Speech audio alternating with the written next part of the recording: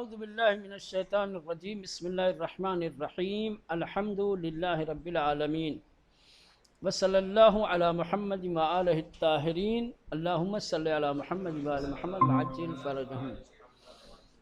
خوب صفات پروردگار عین ذات ہیں، اس کی دلیل دی جا رہی تھی، ہے نا؟ بحث کس کی چل رہی تھی؟ صفات الہی خارج از ذات نہیں ہیں بلکہ کیا ہے؟ عین ذات ہیں۔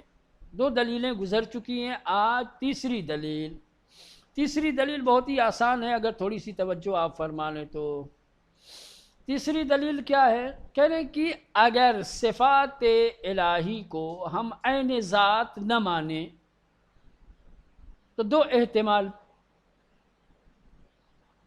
اگر ہم صفات الہی کو عین ذات نہ مانیں، ہم کہتے ہیں کہ بھائی نا صفات الہی عین ذات نہیں ہے، تو دو ہی صورتیں پیش آئے گی۔ نمبر ایک، پھر صفات الہی یا تو جزو ذات ہوگی یا خارج از ذات ہوگی، یہ تو ہوگا، عین ذات نہیں ہے۔ جب عین ذات نہیں ہے تو دو احتمال ہے، یا تو صفات الہی جزو ذات ہے، اس کی ذات کا جز ہے، یا خارج از ذات ہے، تیسرا احتمال ہے ہی نہیں۔ اگر ہم صفات الہی کو عین ذات نہ مانیں تو دو احتمال سے روبرو ہوں گے، دو احتمال سامنے آئے گا۔ پہلا احتمال، صفات الہی جزو ذات ہے، صفات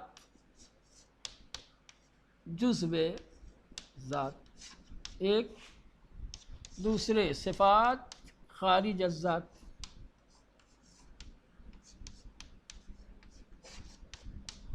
یہ دونوں باطل ہیں، دونوں احتمال باطل ہیں۔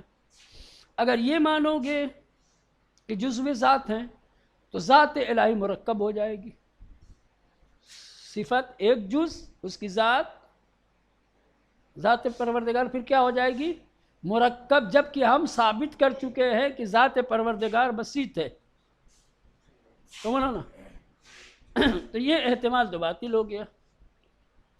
اب خارج از ذات مانیں گے تو پھر دو احتمال، اگر صفات پروردگار کو خارج از ذات مانیں گے تو دو احتمال، صفات یا تو واجب الوجود ہو جائیں گے، واجب الوجود، یا ممکن الوجود۔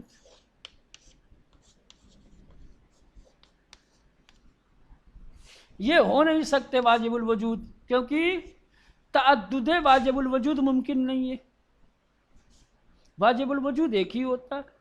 خدا کے ذات بھی واجب الوجود ہو، اس کے صفات بھی واجب الوجود ہو، یعنی واجب ذات پروردگار ایک الگ واجب الوجود ہو، صفات پروردگار ایک الگ واجب الوجود ہو، تو تعدد واجب الوجود لازم آئے گا، اور تعدد واجب الوجود صحیح باطل ہے، واجب الوجود ایک ہی ہو سکتا ہے۔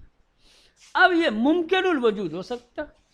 اب ممکن الوجود جب مانیں گے تو اب یہ سوال کھڑا ہوگا کہ یہ جو صفات جس کو ہم نے ممکن الوجود مانا ہے، یہ اپنے وجود میں محتاج کس کا ہے؟ اس کی علت کون ہے؟ یہ معلول کس کا ہے؟ مولانا، صفات پروردگار خارج از ذات ہے اور یہ ممکن الوجود ہے، تو جب ممکن الوجود ہوگا تو ہر ممکن الوجود اپنے وجود میں غیر کا محتاج ہوتا ہے، ٹھیک، اس کا کوئی وجود عطا کرنے والا ہوتا ہے۔ تو یہ جو ممکن الوجود ہے، اس کی علت کون ہے؟ بتاؤ گے؟ اگر آپ کہیں گے کہ اس کی علت فلاں چیز ہے، پھر اس کی علت فلاں چیز ہے، پھر اس کی علت فلاں چیز، پھر وہی آئے گا تسلسل بھی باطل ہے۔ تو خلاصہ کلام یہ ہوا کہ آپ کو ماننا پڑے گا کہ صفات الہی عین ذات ہیں۔ یہ سب کا نتیجہ وہی نکلے۔ تقریر سمجھ میں آئی؟ ایک بار اور دہرا دوں، اگر ہم صفات پروردگار کو اس کی ذات سے الگ مانے، کہیں کہ صفات پروردگار عین ذات نہیں ہیں، تو دو احتمال سامنے آئیں گے۔ پھر کیا ہوں گے اگر عین ذات نہیں ہے؟ تو عین ذات نہیں ہے تو یا تو جزو ذات ہوں گے یا خارج ذات ہوں گے، یہی دو احتمال تو ہے، کیوں منانا؟ یا تیسرا کوئی احتمال؟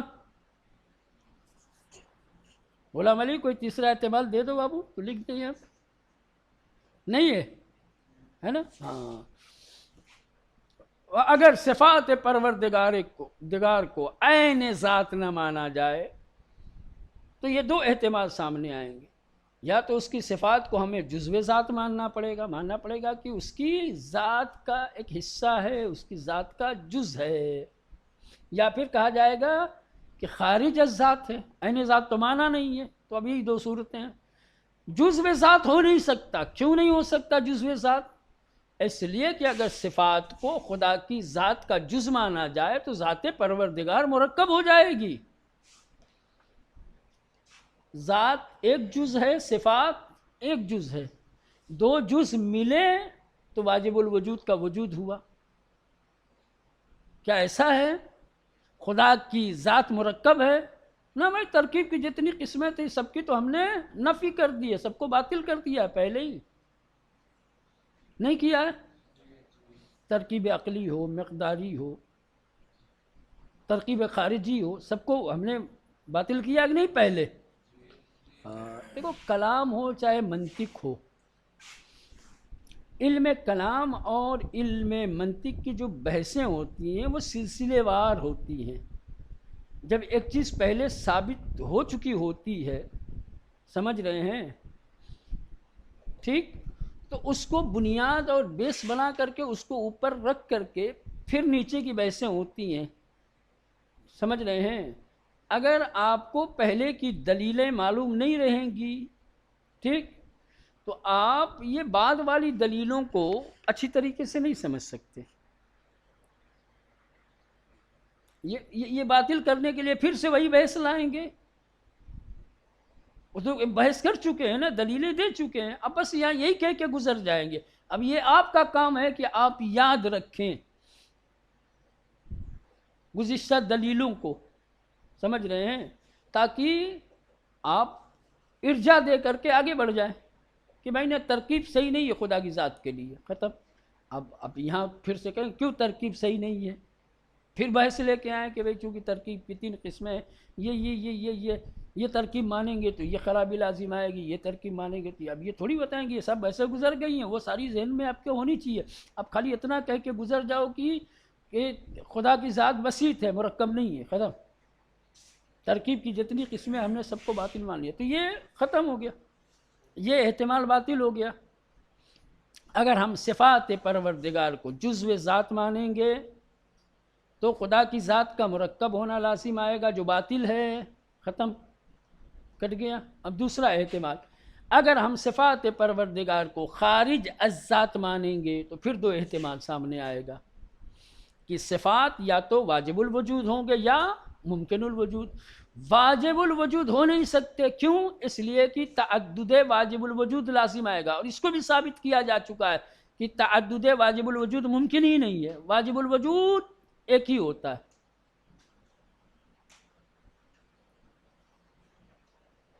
صرف خدا کی ذات واجب الوجود ہے تو صفات کہاں سے واجب الوجود ہو جائے گی؟ تو یہ بھی کٹ گیا۔ اب رہ گیا ممکن الوجود۔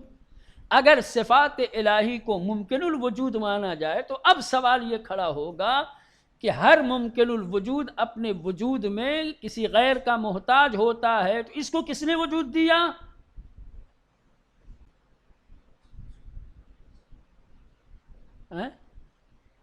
وہی تسلسل والی بات پھر آئے گی، یہ بھی ادھر گزر چکا ہے، تو یہ بھی صحیح نہیں ہے۔ تو اس کا مطلب یہ ہوا کہ صفات پروردگار عین ذات ہے۔ اگر عین ذات نہیں مانیں گے تو یہ تمام خرابیاں لازم آئیں گی، اور ان تمام خرابیوں کو ہم باطل کر چکے ہیں، ختم، بس ثابت ہو گیا۔ مولانا کہ صفات پروردگار عین ذات ہے. واضح ہوا؟ چلیں عبارت دیکھیں. دلیل سوم، تیسری دلیل، اگر صفات الہی عین ذات خدا بند نباشد، اگر اللہ کی صفتیں عین ذات نہ ہو خدا کی، با دو احتمال روبرو خواہیم بود، تو ہم دو احتمال سے مواجہ ہوں گے، روبرو ہوں گے. دو احتمال ہمارے سامنے آئیں گے. الف، پہلا احتمال، صفات الہی جزو ذاتند، ہم کو یہ ماننا پڑے گا کہ صفات الہی کیا ہے؟ ذات کا جز ہیں. دوسرا احتمال، صفات الہی خارج از ذاتند، خدا کی صفتیں اس کی ذات سے الگ ہیں. احتمال نخست باطل ہے، پہلا احتمال باطل ہے. کون سا پہلا احتمال تھا؟ اس کی صفات کو اس کی ذات کا جز مانے، یہ باطل ہے. اس کی صفتیں اس کی ذات کا جز نہیں ہو سکتی. کیوں؟ زیرا بمرکب بودن ذات الہی میں انجامد، اس لیے کہ اگر ہم صفات خدا کو اس کی ذات کا جز مانیں گے تو خداوند متعال کی ذات مرکب ہو جائے گی. زیرا کیونکہ بمرکب بودن ذات الہی، خداوند متعال کی ذات کے مرکب ہونے میں انجامت تمام ہوگا. یہ احتمال کہاں پہنچائے گا آپ کو؟ خدا کی ذات کی ترکیب تک. خدا کی ذات کو مرکب ماننا پڑے گا. پھر حال آن کی در بحث توحید ذاتی ثابت شد، جبکہ توحید ذاتی کی بحث میں ثابت کیا جا چکا ہے کہ ذات خداوند از ہر جہت بسیط است، کہ ذات پروردگار ہر رخ سے بسیط ہے، مرکب نہیں ہے. تو جب تمام ترکیبیں باطل ہیں تو یہاں کی ترکیب بھی باطل. جب وہاں ہم نے ثابت کیا تھا کہ ذات پروردگار بسیط ہے تو یہاں پر بھی حمل کریں گے اسی دلیل. چلیں در احتمال دوم، اب یہ جو دوسرا احتمال ہے کہ ہم صفات پروردگار کو خارج از ذات مانیں، ہم کہیں کہ خدا کی ذات اور ہے، اس کی صفات اور ہے، اس کی ذات کا حصہ نہیں ہے. جیسے ہماری صفتیں کہ ہماری ذات الگ ہے، ہماری صفات الگ. اگر ایسا مانا جائے، اس احتمال کو اگر قبول کیا جائے تو با دو فرض مواجہ ہی، تو ایسی صورت میں دو فرضیہ اور دو احتمال سے روبرو ہوں گے. دو چیزیں فرض کرنی پڑیں گی. نمبر ایک، یا صفات مفروض در خارج از ذات، جن صفتوں کو ہم نے خدا کی ذات سے خارج فرض کیا ہے، وہ یا تو واجب الوجود ہیں، یا تو آپ کو واجب الوجود ماننا پڑے گا. کہ خدا کی صفتیں کیا ہیں جو ذات سے خارج ہیں، وہ کیا ہیں؟ واجب الوجود ہیں. یہ پہلا فرض. یا ممکن الوجود، یا پھر کیا ممکن الوجود ماننا پڑے گا. فرض اول مستلزم تعدد واجب الوجود ہے. پہلا فرضیہ کہ ہم نے خدا کی صفات کو خارج از ذات مان کر کے واجب الوجود فرض کیا تو تعدد واجب الوجود لازم آئے گا. وبا توحید ذاتی یعنی واحدی منافات دارت، اور یہ صفات الہی کا واجب الوجود فرض کرنا یہ توحید ذاتی کے مخالف ہے. توحید ذاتی کے مخالف ہم ثابت کر چکے ہیں کہ ہو ہی نہیں سکتا کہ دو ذات واجب الوجود ہوں، دو چیزیں واجب الوجود ہوں. ودر فرض دوم، یہ جو دوسرا فرضیہ ہے کہ ہم نے صفات الہی کو خارج از ذات مانا اور ممکن الوجود فرض کیا، یعنی ممکن الوجود بودن صفات الہی. ہم نے کہا کہ صفات پروردگار ممکن الوجود ہے تو می تمان پرسید، تو پھر ایسی صورت میں پوچھا جا سکتا ہے، آپ سے سوال کیا جا سکتا ہے کہ علت ان صفات چیست، کہ ان صفات کی علت کیا ہے، یہ کس کے معلول ہیں، یہ صفتیں کہاں سے آئیں، اس صفتوں کو پیدا کرنے والا کون ہے. اس صفت کی علت کیا ہے؟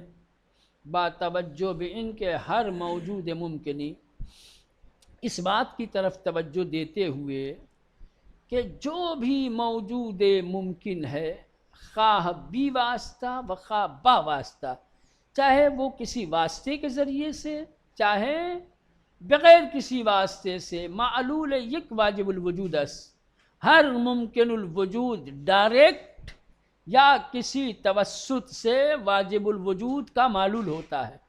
واجب الوجود ہر ایک کی علت ہے، باقی ممکن الوجود یا تو ڈائریکٹلی یا با واسطہ۔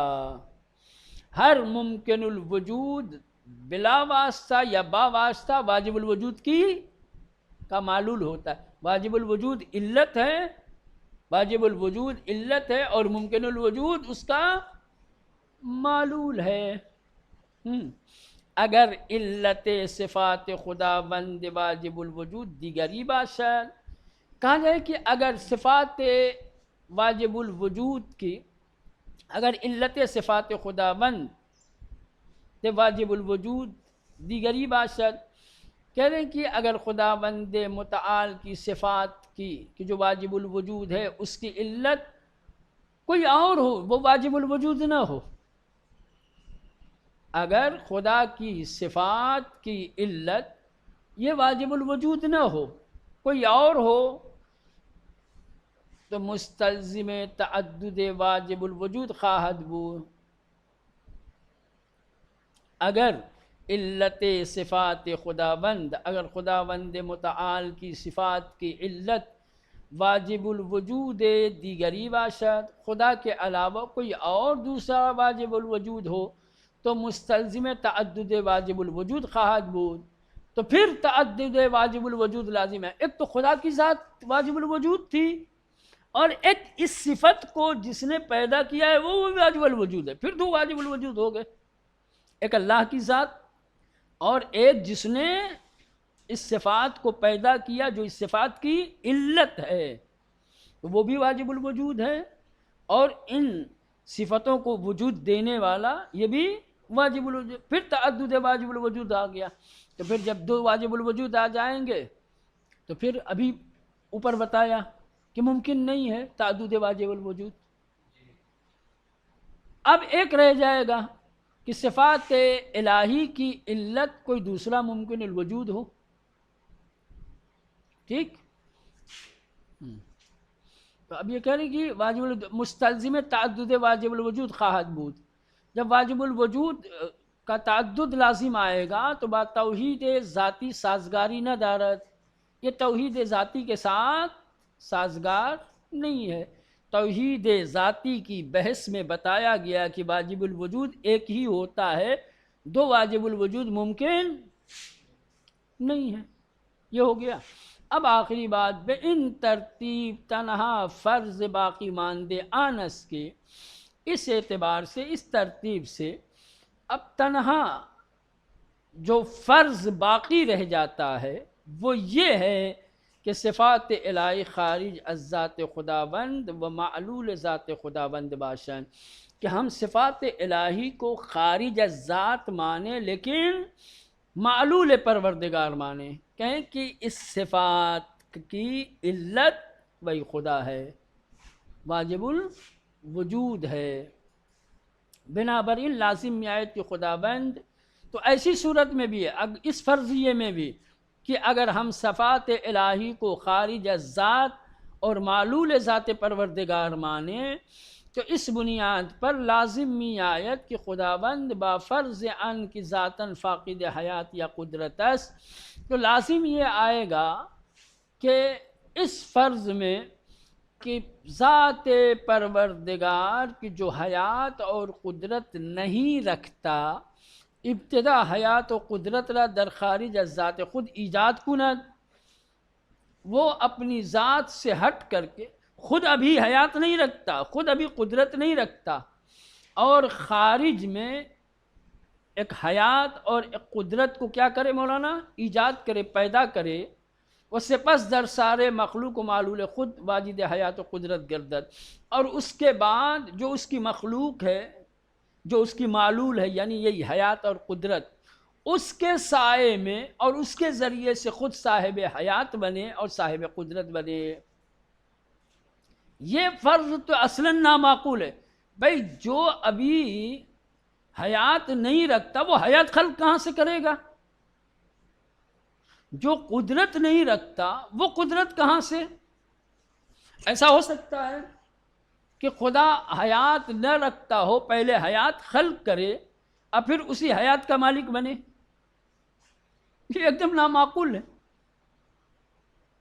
اگر ہم صفات پروردگار کو خارج از ذات مانتے ہیں اور کہتے ہیں کہ یہ ممکن الوجود ہے اور اللہ نے ان صفات کو کیا ہے خارج میں پیدا کیا ہے، پہلے خود خدا حیات نہیں رکھتا تھا، قدرت نہیں رکھتا تھا، خارج میں ان صفات کو پیدا کیا، خدا علت بنا، یہ معلول بنے، اور پھر خدا نے جو حیات اور جو قدرت خلق کی تھی، جو اس کے معلول تھے، اس کے سائے میں پھر جو ہے صاحب حیات اور صاحب قدرت بن گیا. یہ فرضیہ سمجھ میں آتا ہے؟ نہ بھئی، یہ ممکن ہی نہیں ہے، یہ غیر معقول ہے. زیرا ہمن گونے کی بیشتر نیز اشارے گردید، بالکل ویسے ہی جیسا کہ پہلے بھی اشارہ کیا گیا ہے، بر اساس یک قاعدے عقلی، ایک عقلی قاعدے کی بنیاد پر علت نمی تمانت فاقد کمالات معلول خود باشد. ممکن نہیں ہے کہ علت نمی فاقد کمالات معلول خود باشد اپنے معلول کے کمالات نہ رکھے، یہ ہو ہی نہیں سکتا. جو خود عالم نہیں ہے وہ آپ کو علم دے سکتا ہے، جو خود صاحب فضل نہیں وہ آپ کو صاحب فضیلت بنا سکتا ہے، جو خود حیات نہیں رکھتا وہ کسی کو حیات دے سکتا ہے؟ ممکن ہی نہیں ہے. معلول کے اندر جتنے کمالات ہیں وہ سب علت میں پائے جاتے ہیں اور بدرجہ اتم پائے جاتے ہیں. یہ ممکن ہی نہیں ہے کہ معلول کے کمالات علت میں نہ پائے جائیں. وہ ممکن نس اعطا کنندش فاقد آن باشا، یہ ممکن ایک قاعدہ ہے، قاعدہ فلسفی بھی ہے، منطقی بھی ہے. فلسفی خاص طور سے ممکن نہیں ہے کہ ایک چیز عطا کرنے والا خود نہ رکھتا ہو. میری جیب میں پیسہ نہ ہو تو میں آپ کو کہاں سے دوں گا بھائی؟ ہو سکتا ہے میری جیب خالی ہو اور میں آپ کو پیسہ دے دوں، ہو سکتا ہے کہ میں خود جاہل ہوں اور آپ کو عالم بنا دوں. فاقد شے موتی شے، یہ قاعدہ ہے، قاعدہ کلی. خود خدا حیات نہ رکھے اور حیات پیدا کر دے، خود خدا قدرت نہ رکھتا ہو اور قدرت کو خارج میں ایجاد کر دے، پیدا کر دے، یہ ہو سکتا ہے؟ نہیں ہو سکتا.